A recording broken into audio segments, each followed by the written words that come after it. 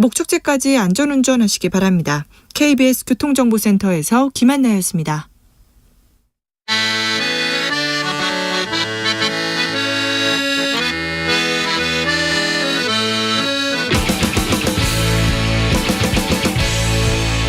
역사를 잊은 민족에게 미래는 없다. 역사에서 배우고 미래를 열어가겠습니다. 애국심으로 미래를 여는 남자들, 애국 미남단. 애국 미남단 1호 단원입니다. 역사학자 전호영 교수 오셨습니다. 어서 오세요. 네, 안녕하세요. 잘 계십니까? 뭐 이렇게 썩 잘 있진 않습니다. 그래요? 네. 저기 교수님은요, 네, 시간 남고 그럴 때는 어떻게 보내세요? 책 읽어요? 그거 말고요. TV 보죠. 아, 그래요? 예. 텔레비전도 보세요? 아, 그러면요. 네. 근데 방송은 잘 안 보고요. 예. 뭐 넷플릭스 이런 거. 아, 예. 예, 그런 거 좀 보고. 요즘 어떤 컨텐츠 재밌게 보셨어요? 별로 기억이 안 나는 아, 그래요? 건데. 그건 네. 주로 이제 운동하면서 네. 킬링 타임용으로 네. 좀 보기 때문에 혹시 뭘 봤는지. DP라는 드라마 보셨습니까? 예, 예전에 봤습니다. 어떻게 생각하십니까? 그때가 이제 저희 아들이 갓 제대한 그래요? 때였어요. 그래서 네. 아들이랑 같이 봤는데, 네. 그 녀석이 이제 군대 생활했을 때 그런 이야기들을 같이 하면서 보니까 예. 부모로서 참 마음이 네. 안 좋더라고요. 네. 저는 DP를 아들하고 같이 보고 군대에 보냈어요. 그런데 우리 사회, 군대뿐만 아니라 우리 사회에 곳곳에 이런 군대 문화, 그런 그 잘못된 문화가 있죠. 문화라고 볼 수도 없죠. 문화죠. 문화고요. 네. 굉장히 한국적 문화예요. 네.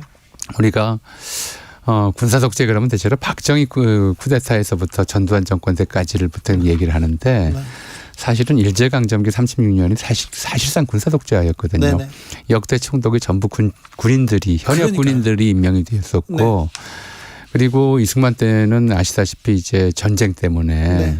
그 사회 현실에서 사회 전반이 이제 군사적 지배 통제하에 있었죠. 아까 우리 주 기자께서 목포 깡패 조직 얘기를 했지만 우리가 쌍팔년도라고 얘기하는 해가 사실은 1955년도예요. 네. 그 해가 단기 4288년이었거든요. 그렇군요. 예, 그래서 옛날에도 쌍팔년도 얘기를 했어요. 예, 그 해를 쌍팔년도라고 불렀는데 그 해가 얼마나 좀 사회 자체가 엉망이었냐면 휴전하고 2년밖에 안 됐었으니까 무기가 수거가 안 됐어요. 예. 그러니까 이 조직폭력배들이 깡패들이 총을 들고 싸우고 권총 차고 다녔어요.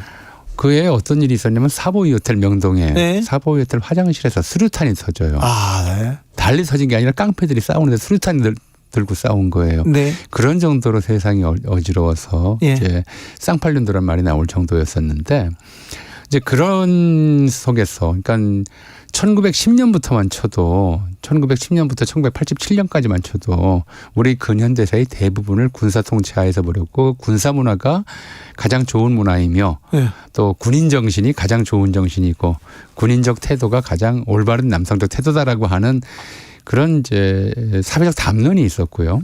또 이게 강박관념처럼 사람들 사이에 스며들어서 우리가 군사용어로서 대표적인 게 그런 것들이거든요. 제가 지금 조사를 해봤는데 우리 일상적으로 그런 말을 써요. 추진력, 방력 이런 말. 이런 거 있으면 이제 리더십이라고 얘기를 하잖아요. 근데 사실 이게 1937년 일본이 중일전쟁을 일으킨 다음에 보병의 덕목으로 강조한 거였어요. 그래서요? 방력은 밀어붙이는 힘이잖아요. 지휘관은 물러날 때 알아야 되고 그런 걸 해야 되는데 그렇죠. 보병은 그냥 돌격 앞으로만 하면 돼요. 그걸 방력 또는 추진력이라고 불렀어요. 그리고 그런 것들이 이제 좋은 덕목인 것처럼 하면 된다 이런 거 있잖아요. 하면 된다. 얘네도 군기가 빠졌네. 그래가지고 초등학교 때 선생님 저는 군인도 아닌데 왜 군기가 있어야 돼요? 맞아요. 그러니까요. 그런 식의 문화가 너무 오래 지배해 왔고 그래서 이제 그걸 정상이라고 놓고 보는 이제 사실 사람들이 군인처럼 사고하는 것이 정상은 아니잖아요. 또 전쟁의 논리라고 하는 거는 인간적 가치를 완전히 뒤집어 버려요. 우리가 정말 인간이 이래서는 안 된다라고 그 옛날부터 생각해온 가치들이 있어요. 사람이 도둑질하면 안 되죠. 네. 사람 죽여도 안 되죠. 안 되죠. 불질러도 안 되죠. 안 되죠. 남 납치해도 안 돼요. 예.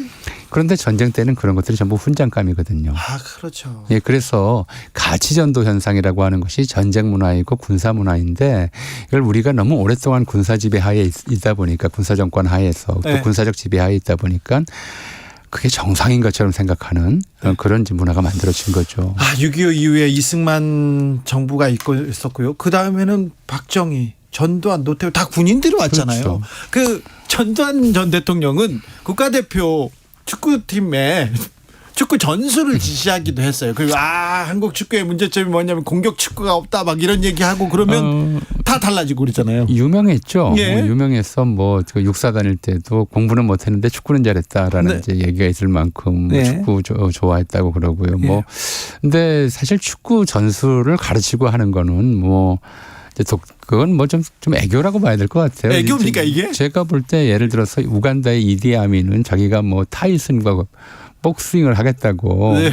이렇게까지 주장을 했잖아요. 그런 거 하는 거야 이제 애교죠. 근데 아는 것도 별로 없는 사람이 경제에 대해서 아는 것도 없는 사람이 대기업 당시 이제 국내 7위 대기업인 국제그룹 같은 것들을 그냥 말 한마디로 해체시켜 버리는 네.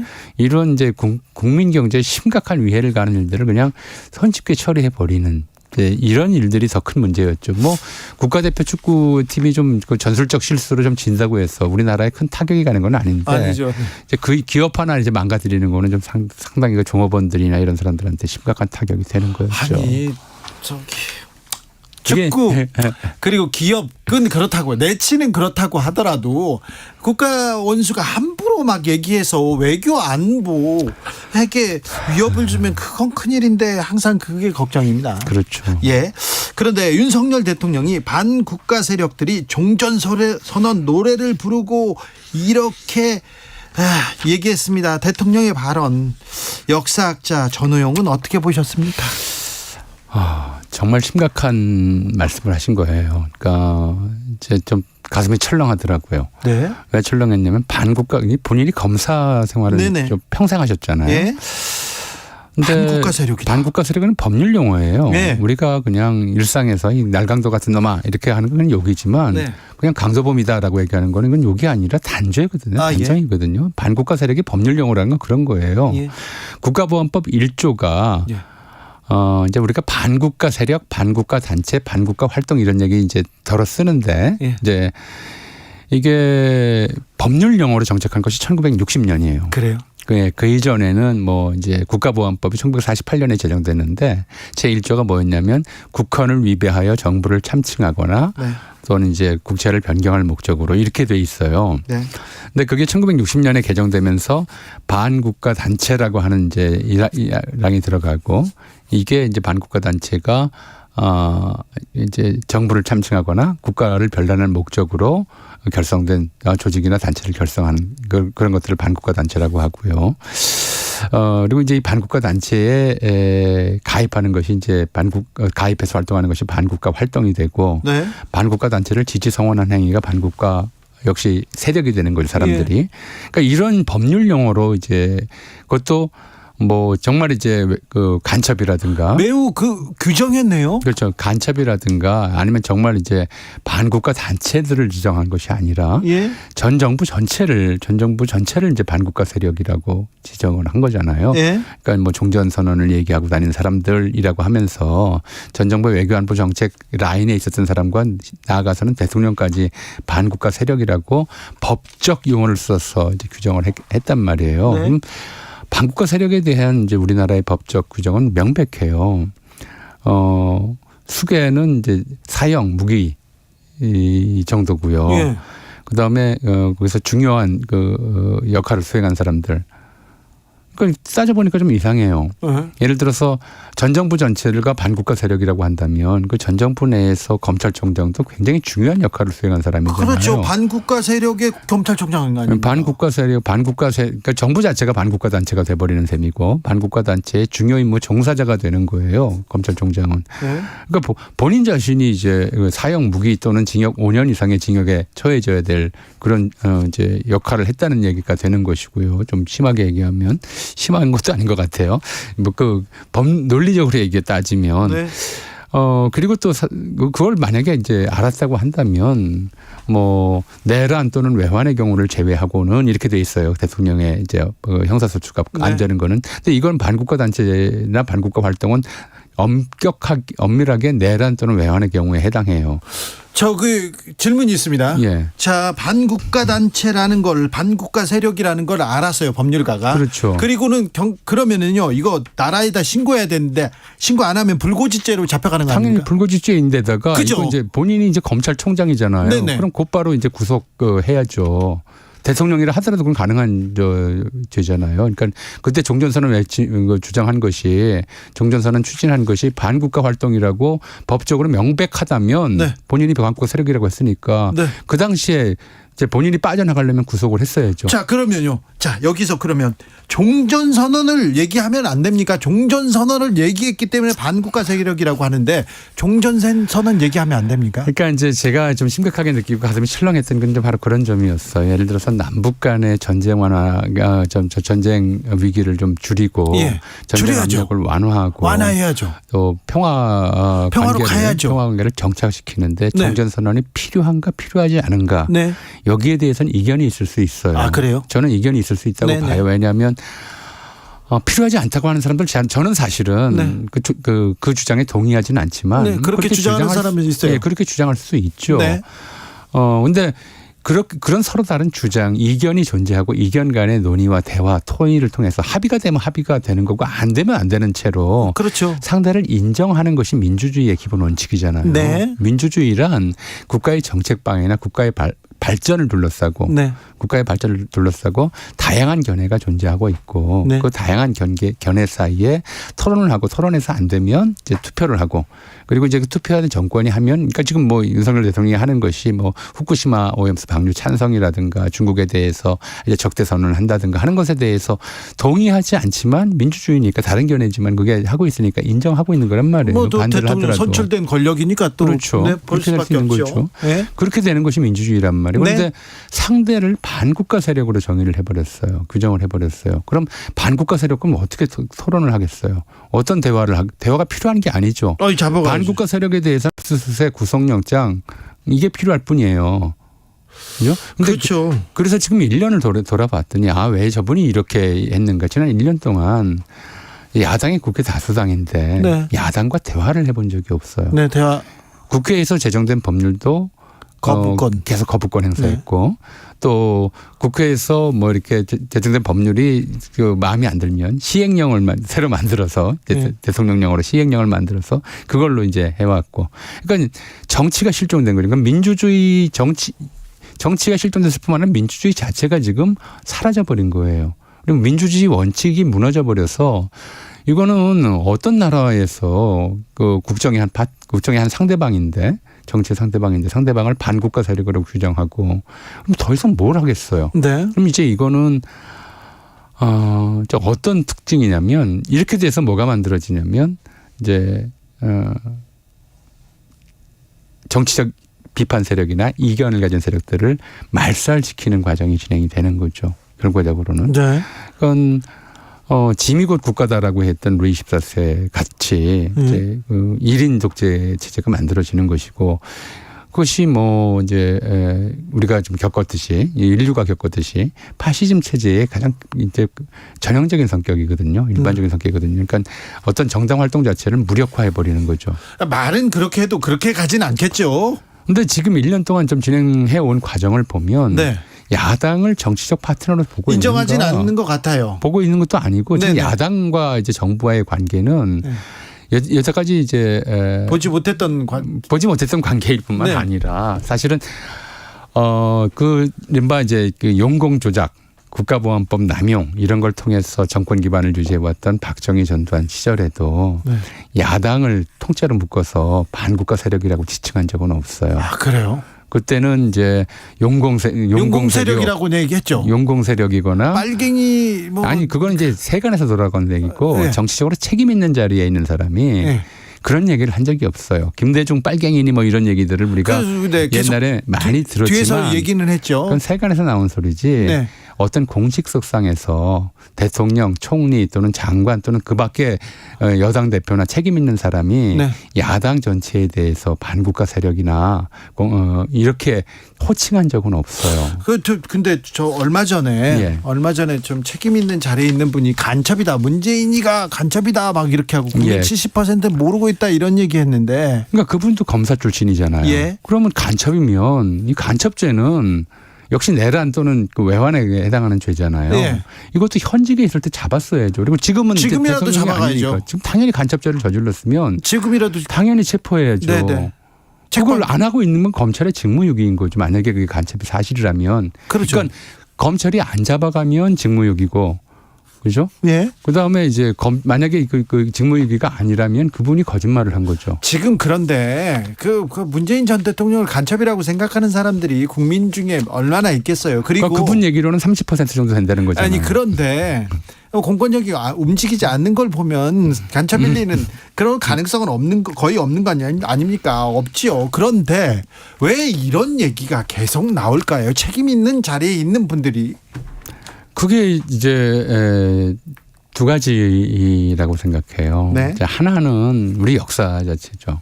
우리 역사가 이제 박정희 전두환 시대부터, 이건 사실은 이승만 시대부터죠. 그럼 더 거슬러 올라가요. 네. 어떻게 보면 일제강점기부터 네. 이제 그 뭐 정권 네. 또는 이제 정권 비판 세력들에 대해서 용공으로 몰아가는 그렇죠. 것은 네. 하나의 이제 패턴이었어요. 반대하면 빨갱이, 빨갱이다. 반대하면 반국가 세력 이렇게. 예. 특히 이제 분단이라는 상황 속에서 그것이 정치적 효용성이 굉장히 컸거든요. 그러니까요. 효용성이 크다 보니까 이제 누가 간첩이다 또는 그 공산주의자다라고 낙인을 찍고 또 증거가 없어도 만들어서 그렇게 해서 체포하고 그러면 그것이 굉장히 큰 정치적 효과를 발휘했어요. 큰 선거 앞두고는 꼭 간첩단 사건 터졌습니다. 그렇게 만들어서 이제 지지층을 결집하는 효과가 있다는 것이 하나고요. 두 번째로는 이제 그러니까 전반적으로는 우리의 정치사 자체가 간첩 조작 또는 용공 조작 이런 것들이 이제 특히 독재 정권의 권력 유지에 굉장히 유리한 일들을 좀 결과를 낳은 사례가 많기 때문에 그런 것이 이제 작용을 했다는 것이고, 두 번째로는 사실은 이제 용공 조작이나 간첩 조작 사건들을 누가 해요? 검사들은 경찰. 그렇죠. 그러니까 80년대까지 이제 80년대였을 거예요. 80년대, 90년대까지도 그런 얘기가 있었던 것 같은데 공안부 검사들과 관련해서는 참 웃지 못할 좀 어떻게 보면 무서운 우스갯소리가 있었어요. 무슨 소리가 세간에도 유행을 했어요. 간첩 못 잡으면 만들라고요? 그러니까 이제 무능한 검사는 간첩이 잡히길 기다린다. 경찰이 간첩 잡아와서 데려다를 주기를 기다린다. 그러면 이런 검사는 출세를 못한다는 거죠. 유능한 검사는 간첩을 이제 경찰들과 함께 잡으러 다니고 찾아다니고 뭐 그런다고 잡힐지는 않겠지만 진짜 유능한 검사는 간첩을 만들어낸다. 그러니까 그런 얘기가 너무 많았어요. 실제로 많았죠. 아니 근데 간첩 조작 사건이 얼마 전까지 있었어요. 그렇죠. 서울시 공무원 간첩 조작 사건도 있었고요. 그리고 이제 뭐 무림 사건이나 그 영화 변호인에서 했던 것들이 전부 용공 분자들 반국가 세력들을 조작해낸 거잖아요. 정부 민주주의를 위해서 자유를 위해서 외치던 학생들 다 용공 세력으로 모은 거 아니에요? 대표적인 게 가장 대표적이고 가장 끔찍한, 그러니까 인류 역사상 최악의 사법살인이다라고 이제 이야기를 듣는 이인혁당 사건 같은 경우에도 그냥 그 엄청난 고문을 통해서 간첩 자백을 받는데, 근데 그 당시 고문당했던 사람들의 가족들을 통해서 이제 나중에 알려진 얘기죠. 이건 당시 중앙정보부예요. 중앙정보부에서 간첩 자백을 하라고 모진 고문을 하는데 자백하면 죽잖아요. 그러니까 자백을 안 하면 이제 고문을 하는 사람이 힘드니까 빨리 끝내고 싶으니까 여기서는 네가 부인해봤자 소용없다. 여기선 불고 재판에 가서 얘기하면 된다. 이런 식으로 했죠. 그렇죠. 검찰에 가서 얘기해라. 검찰은 우리보다 인간적이다 이런 식으로 해서 1차 자백을 받는다는 거죠. 그리고 이제 이 사람들이 그렇게 해서 그러면 혹하죠. 혹심한 고문을 당하면서 이제 네. 심신이 피폐해진 상황에서 그 정도 한 줄기인 빛 같아요, 그죠? 야, 그렇죠. 검찰에 가면 계속 때리고 계속 고문하고 잠을 안 재우다가 갑자기 온화한 목소리로 그런 얘기를 한답니다. 혹시 그때 또 가끔은요 전화를 한대요. 가져가고. 그래서 딸하고 이렇게 너무 다정하게 아빠가 오늘은 빨리 갈게 막 그러면서 이런 얘기를 하면서 회유한답니다. 마음이 무너지게 만드는 거죠. 네. 그래서 이제 그 상태에서 자포자기 이 상황에서 내가 이제 간첩짓을 했어라고 이제 사인을 하고. 네. 그리고 나서 검찰 앞에 가면 이제 첫 마디가 그걸 거 아닙니까? 그거 다 고문 때문에 허위 자백한 겁니다. 그럼 검사가 또 때리죠. 안 때린대요. 안 때려요? 예, 검사가 때리는 게 아니고 아직 그래요? 아주 친절한 검사들은 그렇게 얘기한대요. 그럼 1차 수사가 잘못됐네. 다시 가서 수사 다시 받으세요. 이 소리가 지옥으로 다시 들어가는 소리보다 더 끔찍했다는 거죠. 근데 그렇게 해서 억울한 사람들, 무고한 사람들 간첩으로 만들고 용공수 반국가 사범으로 만들고 반국가 단체 활동가로 만들고 그렇게 해서 사람이 죽고 아니면 10년 넘게 감옥에 살고 가족들은 완전히 파괴되고 이런 일을 했는데도 그렇게 한 사람들 중에 누구도 불이익을 받은 사람이 없어요. 이게 역사의 정의를 세웠어야 되는데. 그러니까 서울시 공무원 간첩 조작 사건의 경우에도 그 담당 검사들 오히려 승진했잖아요. 지금 대통령실에 있습니다. 예, 대통령실에 관여했던 검사가. 그러니까 이런 경험들 한 번도 그런 일을 해서 손해 본 적이 없다는 경험들이 이제 이런 일들, 어떤 사람들을 반국가 세력으로 몬다는 얘기는 한국 사회에서 국가보안법이 엄존한 상황에서 반국가 세력이라고 낙인을 찍는 행위는 그를 죽여도 된다는 얘기랑 똑같은 거란 말이에요. 그러니까 이제 국가보안법상의 최고형이 사형 또는 무기 뭐 이렇게 돼 있으니까요. 이런 얘기를 할 수 있는 것 자체가 이제 바로 그런 검찰 역사 안에 내재되어 있는 것이 아닌가 저는 그렇게 생각을 합니다. 굉장히 무서운 말이군요. 그렇죠. 그러니까 우리가 이제 지금도 그런 이야기를 해요. 아직도 많은 분이 이제 그런 얘기하는 분들이 있어요. 식민지 잔재를 청산하지 못한 것이 한국 근현대에서 여러 가지 부작용을 낳았다. 그런데 우리가 식민지 잔재만 청산하지 못한 것이 아니라 군사 독재 시대의 잔재들도 뭐 좀 청산하지 못했죠. 우리가 해방 직후에 우리 선조들에 대해서 왜 반민특위 이렇게 무너지게 돼버렸는지 그렇게 청산이 안 돼가지고. 그런 이제 민족 정기가 흐려졌는지 이런 이제 불평들 또는 원망들을 해요. 그런데 우리 후손들은 또 뭐라고 그러겠어요. 여전히 아까 그 군사문화 얘기하셨지만 박정희 전두환 시대의 문화는 여전히 맹위를 떨치고 있고 또 그 시절에 우리가 지난번에도 한번 말씀드렸습니다만 예를 들어 광주 이제 그 민주화운동 5.18 민주화운동과 관련해서도 그때 사진으로 분명히 나와 있거든요. 공수부대원들이 그 아무 비무장의 학생들 막 곤봉으로 내리치고 막 피 철철 흘리는 사람들 잡아가고. 근데 그러고 나서 40년이 넘게 지났는데 그 현장에 있었던 이제 이 만행을 저질렀던 공수부대원들 중에 미안하다고 하는 사람 딱 한 사람 남았어요. 딱 한 사람.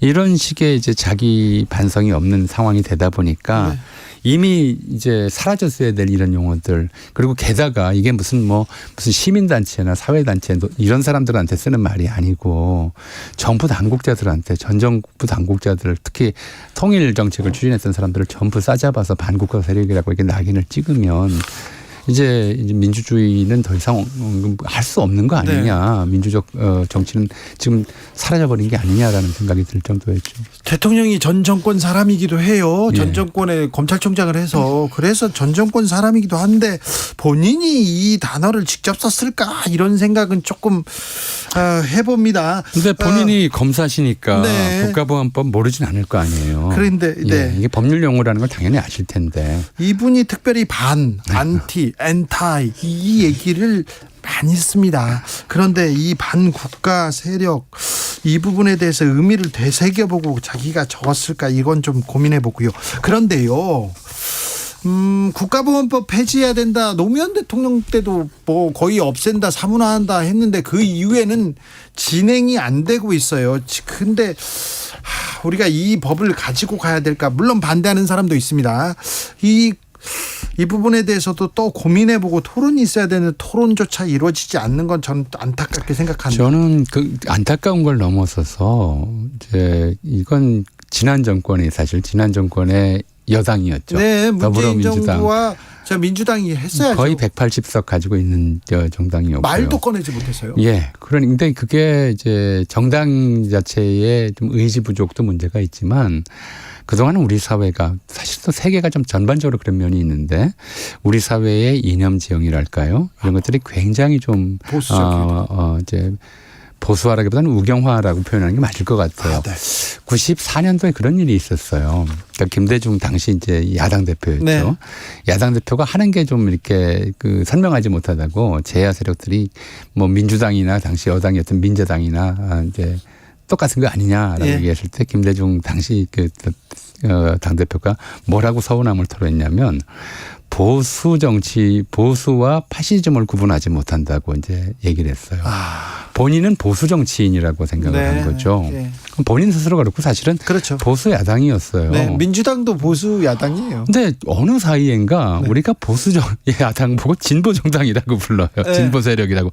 저는 민주당이 진보 세력이 된 적이 없다고 생각하거든요. 저도 보수당이라고 봅니다. 거기 보수 야당이거든요. 네. 근데 보수를 진보라고 부르는 것은 이제 그렇게 돼 버리면 극우가 갑자기 보수로 이동해 버려요. 네. 극우 파시스트가 보수로 이동해 버리는 착시 현상이 일어나는 거죠. 네. 지금 우리 사회가 그런 착시 현상에 사로잡히는 게 아닌가. 예. 이제 보편적으로 그런 생각도 듭니다. 종전 선언은 언제 그건 6.25 이렇게 끝날 때쯤 선언 그게 이제 휴전 협정이었잖아요. 그렇죠. 그것도 우리 정부는 빠졌어요. 네. 북, 중, 미 간에 이제 체결된 휴전 협정이었었고요. 네. 사실은 이제 중국과 미국이 수교할 때 이 문제는 그 해결됐다고 봐야 되는 건데 네. 해결되었어야 하는 건데 이 문제를 좀 남겨두고 이제 추진을 해버렸죠.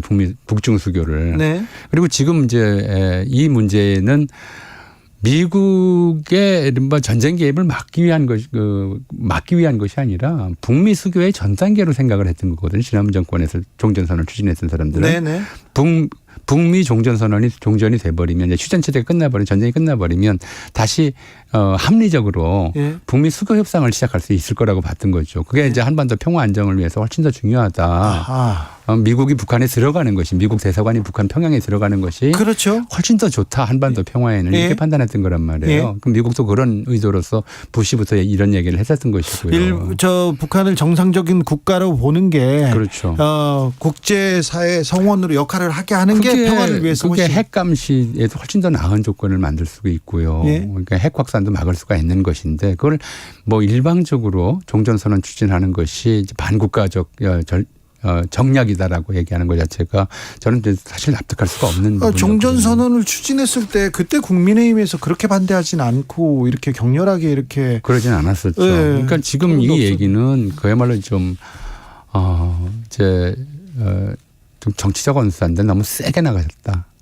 이런 생각이 들어요. 굉장히 좀 정치적 이익을 위해서 그냥 막 한 소리인데 막 한 소리가 너무 셌다. 그리고 이건 정치를 실종시키는 이제 핵폭삭 발언이다라고 저는 생각을 합니다. 저는요 꼭 자유총연맹 행사에 대통령이 가야 했었나. 대표적인 관변단체인데.